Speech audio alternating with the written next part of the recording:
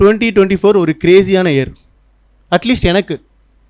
ஏன்னா நான் யாரெல்லாம் ஹீரோன்னு நினச்சிட்டு இருக்கேனோ அவங்களாம் கொஞ்சம் கொஞ்சமாக ஜோக்கராக க்ளவுனாக மாறிட்டு இருக்காங்க.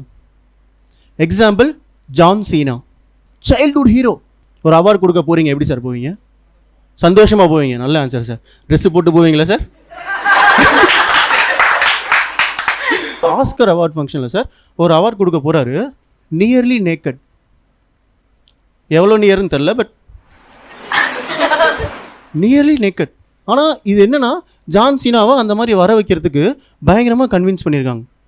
அவர்கிட்ட பயங்கரமாக பேச்சுவார்த்தை நடத்தியிருக்காங்க, பயங்கரமாக செலவு பண்ணியிருக்காங்க.